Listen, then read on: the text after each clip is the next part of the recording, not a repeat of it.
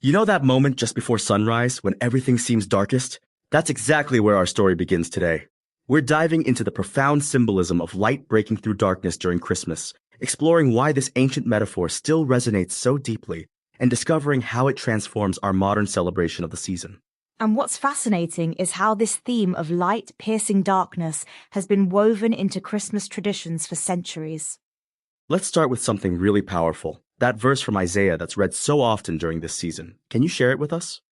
The verse goes, "The people walking in darkness have seen a great light. On those living in the land of deep darkness, a light has dawned." It's from Isaiah 9:2, and it's really the foundation of this whole light symbolism in Christmas. That's beautiful. Why do you think this metaphor of light breaking through darkness resonates so deeply with people? Well, it's interesting because physically, darkness isn't actually an active force, it's just the absence of light. Even a tiny flame can dispel darkness in a room, and spiritually, that same principle applies. Oh, that's fascinating. So it's not just about the light itself, but about its power to transform? Exactly. And you know what's really interesting? This symbolism actually predates Christianity.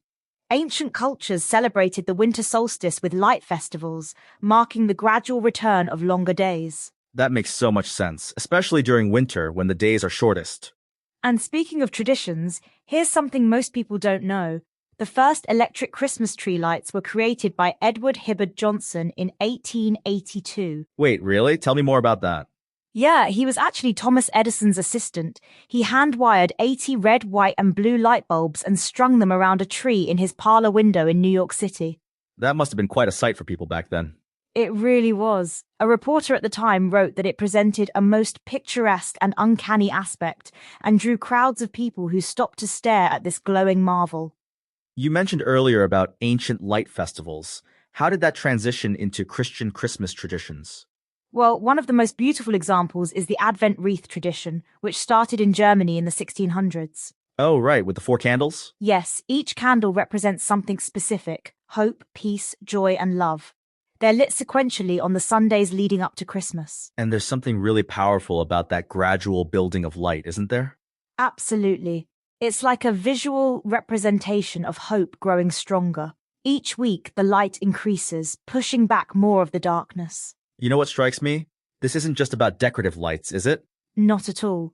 These lights represent something much deeper. They're about hope breaking through despair, about finding light in our darkest moments. Can you expand on that a bit? Think about it like this. In the Northern Hemisphere, Christmas comes during the darkest time of the year. Yet that's exactly when we fill our homes and streets with light. It's like we're physically pushing back against the darkness. Exactly. And there's this beautiful metaphor in the pre-dawn darkness, that moment when everything seems darkest, just before the light breaks through. That reminds me of something in the search results. Can you tell us about that perspective? Yes, it's from a reflection where someone describes sitting in their library before dawn, watching the first hints of light declare morning's arrival. It's this powerful reminder that darkness isn't permanent. That's really beautiful. And you know what's particularly meaningful? The way this connects to the broader Christmas narrative. How so?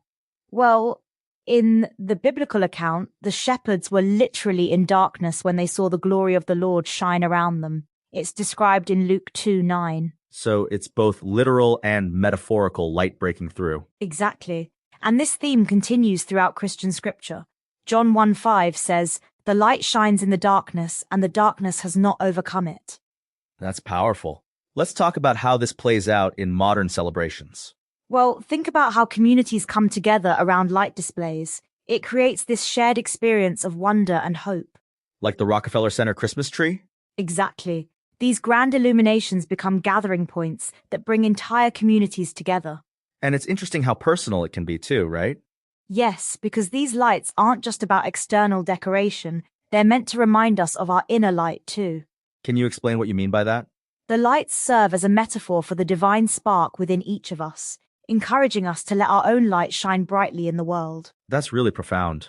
It makes the tradition feel more meaningful than just putting up pretty decorations. And you know what's interesting? This idea of inner light connects directly to the concept of hope. How so? Well, according to several spiritual writers, Hope isn't just for those who are already doing well, it's specifically for those in darkness. That's an interesting perspective. Yes, and it's reflected in that Isaiah verse we started with. The light shines specifically for those walking in darkness. So in a way, the darkness is actually necessary for the light to have meaning? Exactly. Just like those pre-dawn moments we talked about, the darkness makes the coming light more meaningful and powerful. This reminds me of something else from our research, the way light creates community. Yes, when we drive through neighborhoods looking at Christmas lights, we're participating in this shared experience of hope and wonder. It's like we're all acknowledging the darkness together, but also celebrating the light. And that's really what makes this tradition so powerful. It's both deeply personal and communal at the same time. As we wrap up, what do you think is the most important thing for people to remember about this tradition? I think it's the reminder that darkness, whether literal or metaphorical, is never permanent. Light always breaks through. That's beautiful. And it's something we can hold on to beyond just the Christmas season. Absolutely. Every time we see Christmas lights, we can remember that darkness doesn't have the final word. You know what's striking about all this? What's that? How something as simple as lights on a tree can carry such profound meaning. And that's the beauty of symbols. They help us understand deep truths in tangible ways.